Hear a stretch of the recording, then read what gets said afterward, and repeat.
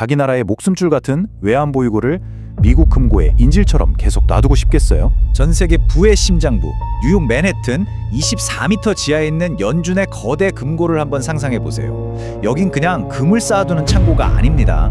세계 기축통화 바로 달러의 신뢰를 물리적으로 보증하는 최후의 보루 같은 곳이죠. 그런데 바로 이 절대 안전하다고 믿었던 금고에서요, 무려 16조 원, 무게만 129톤에 달하는 순금이 어느 날 갑자기 말 그대로 증발해버리는 사건이 터집니다.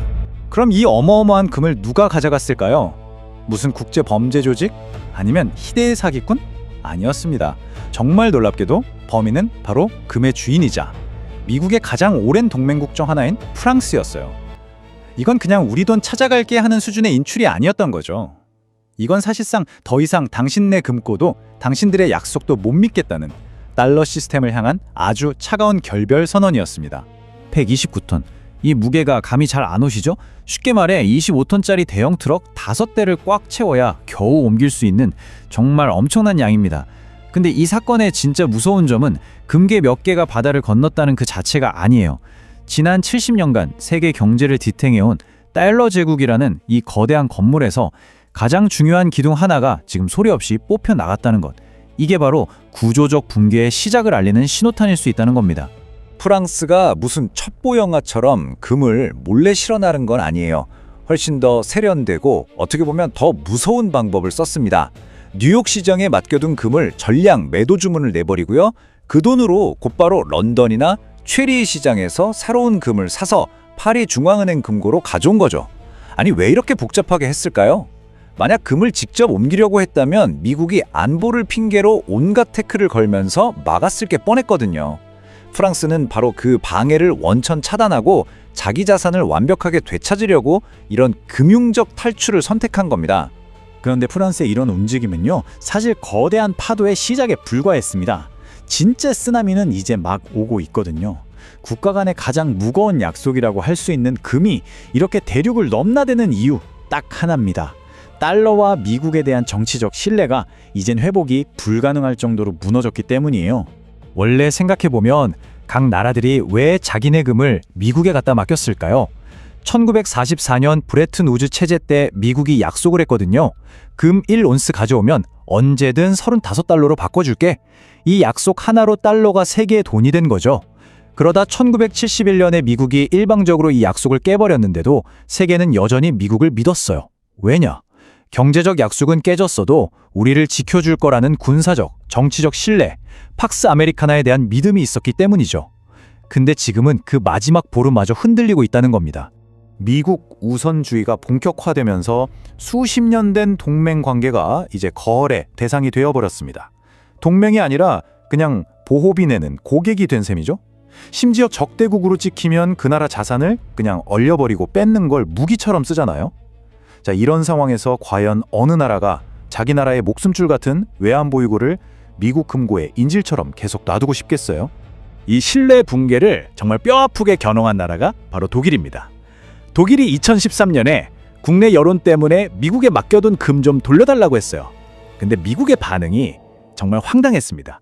첫 해에 주기로 한 양의 아주 일부인 5톤만 줬는데 심지어 그 금괴가 원래 독일이 맡겼던 게 아니었어요. 급하게 새로 만든 출처도 불분명한 금이었던 거죠. 화가 난 독일이 그럼 금고라도 직접 보자고 하니까 미국은 보안을 이유로 문을 잠가버렸습니다. 이게 뭐랑 똑같냐면요, 최고급 호텔에 차를 발레 파킹 맡겼는데 주차장은 못 들어가고요, 이거 당신 차인지 아닌지 모르겠는데 그냥 키 줄 테니 가져가세요 하는 거나 마찬가지 모욕이죠. 이 굴욕적인 발레 파킹 사기를 당한 독일은 7년에 걸쳐서 겨우 674톤을 되찾아왔지만 아직도 1236톤, 우리 돈으로 157조 원이 넘는 엄청난 금이 뉴욕 금고에 갇혀 있습니다. 당연히 독일 내에서는 남은 금 당장 다 가져와야 한다는 목소리가 터져나오고 있죠. 자, 여기서 우리는 아주 중요한 질문에 도달하게 됩니다. 만약에 경제대국 독일이 우리 1236톤 금 다 돌려줘 라고 공식 선언하면 어떻게 될까요? 그 순간 전 세계는 국가 단위의 뱅크런 사태를 맞이하게 될 겁니다. 독일이 움직이면 이탈리아, 네덜란드, 일본 같은 다른 나라들은 패닉에 빨리겠죠. 지금 안 빼면 내 금도 영원히 못 받을 수 있다는 공포가 전 세계 금융시장을 순식간에 덮칠 겁니다. 그렇다면 이 거대한 지정학적, 경제적 지각 변동의 한가운데서 대한민국은 과연 괜찮을까요? 안타깝게도 지금부터 우리가 보게 될 현실은 한국이 이 위기에서 가장 취약한, 어쩌면 최악의 희생양이 될 수도 있다는 아주 뼈아픈 진실입니다. 이 표를 한번 보세요. 우리나라의 비상금이면서 경제 최후의 보루인 외환보유고 약 4,200억 달러의 구성입니다. 근데 이 중에 진짜 현물금이 차지하는 비중 고작 1.9%밖에 안 됩니다. 이게 무슨 말이냐면요. 국가의 운명이 걸린 자산 포트폴리오 거의 전부를 달러 자산이라는 바구니 하나에만 담아두고 있는 굉장히 위험한 구조라는 뜻입니다. 다른 선진국들과 비교해보면 이 1.9%가 얼마나 심각한 수치인지 바로 드러납니다. 이미 달러 시스템의 균열을 눈치챈 독일이나 프랑스는 외환 보유고의 3분의 2 이상, 거의 70% 가까이를 금이라는 가장 확실한 안전자산으로 채워놓고 대비를 하고 있어요. 그런데 우리는 1.9%, 이건 사실상 아무런 방패 없이 맨몸으로 다가올 태풍을 기다리는 것과 똑같습니다. 더 충격적인 건 뭔지 아세요? 한국은행이 2013년 이후로 지난 10년이 넘는 시간 동안 금을 단 1g도 더 사지 않았다는 사실입니다. 전 세계 중앙은행들이 이러다 큰일 나겠다 싶어서 경쟁적으로 금을 사들이며 방어막을 쌓는 동안 대한민국은 혼자서 에이 설마 달러가 망하겠어 하는 믿음에 국가의 운명을 걸고 있었던 거죠. 이렇게 방어막이 없는 한국 경제는 달러 위기가 진짜 현실이 되면 끔찍한 5단계 연쇄붕괴에 빠질 수 있습니다. 첫째, 원화 가치가 폭락하면서 수입 물가가 미친 듯이 치솟는 초인플레이션이 오고요. 둘째, 이걸 막으려고 달러를 쏟아붓다가 외환 보유고가 순식간에 바닥납니다. 셋째, 경제가 무너지면 바로 안보 위기로 이어지겠죠. 넷째, 금리가 폭등하면서 부동산 시장이 붕괴하고요. 마지막으로 기업들이 줄도산하면서 고용시장이 완전히 멈춰서는 최악의 시나리오까지 갈 수 있다는 겁니다. 이런 거시경제 이야기가 너무 멀게 느껴지시나요? 절대 아닙니다. 이건 바로 우리 지갑을 직접 때리는 문제예요. 환율이 폭등하면 당장 내일 주유소 기름값이 리터당 3,000원을 넘어설 수 있고요. 빵값은 하룻밤새 2배로 뛸 수 있습니다. 금리가 폭등하면 영끌로 집 산 분들 월 이자 감당 못하는 상황이 올 수 있어요. 외국인 자금이 쫙 빠져나가면 주식시장은 폭락하고 우리의 소중한 노후자금, 투자자산은 그냥 공중분해될 수도 있습니다. 자, 그렇다면 이 거대한 위기 앞에서 우리는 그냥 손 놓고 당하고만 있어야 할까요? 아닙니다. 지금부터라도 정신 차리고 대비하면 최악은 막을 수 있어요. 국가와 우리 개인이 각자 위치에서 뭘 해야 하는지 그 생존 전략을 구체적으로 한번 알아보겠습니다.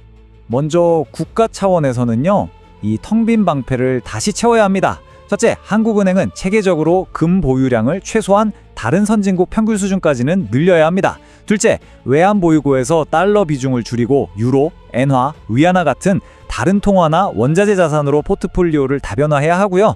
셋째, 미국하고만 할 게 아니라 여러 나라와 통화 수합을 맺어서 비상시에 돈을 구할 수 있는 안전망을 여러 겹으로 만들어 놔야 합니다.